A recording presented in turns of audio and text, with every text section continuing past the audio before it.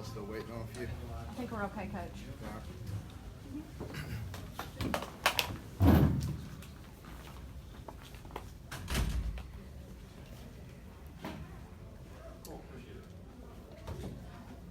Right. Very disappointed with the outcome of this game. Really proud of our players and the effort that they put into it. Obviously, we did not play winning football in certain areas, and we've got to get to work on that and improve. Certainly, we did some really good things, and could not be more proud of the defense to play and hang in there as long as they did, and to get the strip when it didn't seem like we were getting anything moving offensively. We were in bad field position. They were playing really good, and we couldn't get much going offensively, and they were playing really good. And to get the strip and to get the touchdown was a huge play. Gave us an opportunity to win it. In overtime, just didn't make enough plays. Bottom line, thought they did a nice job of affecting the quarterback, and that is with coverage and with push in the pocket. And he was not comfortable all night, and that's on everybody, not just on him. And we have to do a better job as a coaching staff to put him in a position to get him some comfort. Our players have to give him some protection, and we have to do some things better. So that's all of us to work on that. It's not on any one guy, but he definitely was not very comfortable. And if you talk about affecting the quarterback, they did that to him, and they affected him in a big way. Again, other areas of our program, played really good. Obviously the punt returns hurt us as well. So bottom line, give them credit. They have a very good football team, very talented football team. They played and they beat us, and very proud of our guys' effort. And we just got to get back to work and execute and do some things better. So we'll do that. Mark, did you discuss with Eddie maybe giving it to Vinny on that 3rd and 2 in overtime there? I did. Yeah, we did. So it didn't happen. So I have to look at the film. I don't know if it was there or not. We felt like there was a play open in the flat. And again, I don't know. I have to wait and see. It was on the far side. Benny didn't get many touches. What did they do to take him out of the game? Well, we were rotating AJ in the first half with him. That's by design. And then we didn't have a lot of plays. And we felt like we had to throw the ball some coming into the game. But in the first half, we had 27 plays, and actually ended up with 50. So I mean, that's not a lot of touches. And definitely,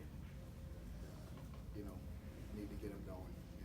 We need to get him involved, and I think part of that was just not moving the ball. We're not getting first downs. It's not very good. Not very much fun. How much did the penalties kind of set you all back offensively? It definitely set us back. We know coming into this environment, playing that defense, getting behind the chains is not a good situation. And we were behind the chains most of the night, whether it be penalties, incomplete pass, sacks, ineffective runs, you name it. So we were behind the chains. What does it say about you guys to still be in overtime when you did not run a single play on offense on their side of the field the entire game? Yeah, it says a lot for our defense. They again, give them credit. They really played good defensively, and I thought our guys played really hard as well. We played a lot of snaps, and took its toll on us a little bit late there. And that's again very very proud of our defensive effort. Didn't seem like Terry had much time tonight. Did the A&M defense do something different that the offensive line would expect? They do a nice job of mixing it up, but they also have guys that can get pressure with 4, in zone blitzes, and again, just they made it not very comfortable for Terry. Is there concerns at kicker? Yeah, I mean, Miles is right on his range, right on his range. I had faith in him to get it done. He hit a good kick. He missed it by half yard. So, he didn't quite hit it like he can. It looked like Chance was about to run out there. I was debating. It was right on that cusp. You know, it was right on the cusp. You know, comfortable with it with Miles till about 44. So, you know, we burned the timeout to play before. You know, that kind of bothered me too. You know, we could have, you know, thought about it there a minute, but didn't have a timeout. 42. Miles hit a good kick. He came up 8 inches short. Mark, you said coming in you believed you had to throw the ball some. Was that because of A&M's defense, or did you just think things would be there the way they were going to play you against the run? Yeah, we knew they were going to make it difficult for us to run. You know, it was better than, you know, we thought it would be difficult to run, and sure enough it was. And we felt like we had to try to keep it off balance and throw the ball. And you saw we tried to do that early on.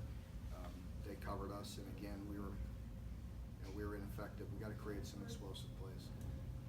Just from what you could tell, how do you think Chris played? I thought Chris did a good job from what I could tell. There was nothing that stood out negatively in the first half, so I was proud of him and the way he stepped in and played. I know you can't tell for sure without looking at the film, but at times Terry looked a little indecisive, holding on to the ball too long. Was that just receivers not able to get separation, or? Yeah, I thought a little, more than likely a little bit of all the above. Him making quicker decisions, hanging in the pocket some, and you know, I agree with you. You know, just watching it from the sidelines, you felt like there was times when if he just made a decision to pull it down and run it, he may have gotten it, or sit in the pocket and wait till the receiver cleared. But again, give them credit. They were very good and good in their coverage. They were really good at escaping and tackling him when there were lanes.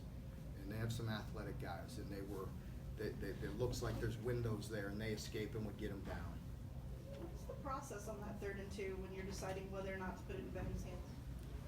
Well, we had a play there on 3rd and 2 that we had worked that had an opportunity for a big play, an opportunity for a guy open in the flat. You know, there was three options there. And again, I have to wait and see the film before I make any decision on that. I don't know, you know, but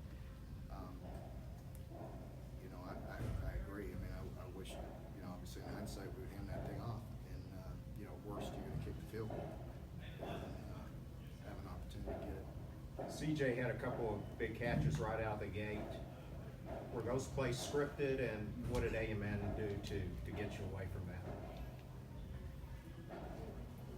Yeah, I mean, they're not going to try to set a few things up here and there off pops and different things, and then obviously they start looking for that off of it. You know, they can't leave them uncovered. So those are run options. If they don't cover them, then they're going to be there. If they, you know, once they start covering them, then you hand it off. So that's an RPO, some of it, and so, you know, fortunately they didn't cover one, and we hit the seam there early. I can't think of the other play. The biggest play of the day offensively was when making something happen on the outside. Do you need more guys to do stuff on the outside and make plays on the outside of the field? What's that? I'm sorry. When made the biggest play of the game on the outside? Do you need more guys to be able to Yeah. make plays in space? Yeah, I thought you were talking about the defense side. Yeah, definitely. We do. And I don't know. I mean, we just got to look at the film and see. But we obviously want to get the ball down the field. I'm sure, you know, the receivers are going to sit there and, you know, feel like they had some opportunities then when they were open. And maybe there was some pressure, you know, and it all kind of goes hand in hand. You know, it's one thing's for sure. In that environment, dropping back and sitting there and being comfortable and distributing the ball and getting open, they don't make it very easy on them. You know, but we have to do a better job. And part of our success in that is going to be successful on first down and running it, keeping people off balance, and you know, we were ineffective tonight. You talked about the battles with Jimbo back in the practice field at Florida State. Was this anything like those battles back then? They were. I mean, I think, you know, both of us would, you know, now that I'm a head coach, and obviously I'd like to see a little more offense on our side. You know, for him, you know, I'm sure to their credit, they hung in there and were physical and tough all the way through, and you know, made some plays down the stretch, and you know, give them credit. They won. Were you surprised at the number of fans who showed up? Yeah, it was incredible. You know, I wish we could have finished it off and got that victory. But again, I am proud of our team, and that's a very, very difficult environment. to play right here and to have an opportunity to take it to overtime and win. You have to give our guys credit for that. I appreciate that, and you know we came here expecting to win and preparing to win, and we're gonna rest up for a day or two, and we're gonna get back to that mentality. But I am proud of their effort and hang in there. Last question. Moving into the bye week, how do you make sure this doesn't stall momentum? Yeah, we just, our guys, they're gonna need to rest up. I said it last week, probably win or lose, that there'll be a day or two where we need to decompress and rest up. That our prep has been really good. Our guys have been working hard. And, we won't let that. We have good leadership on this team, and we're gonna hit the reset button here. We'll look at all things we did very good successfully to get it to 5-1, and we'll look at the things where we need to improve and work on those things and get back to work. So I don't anticipate any issues there with this team. All right, thanks, Coach. Thank you.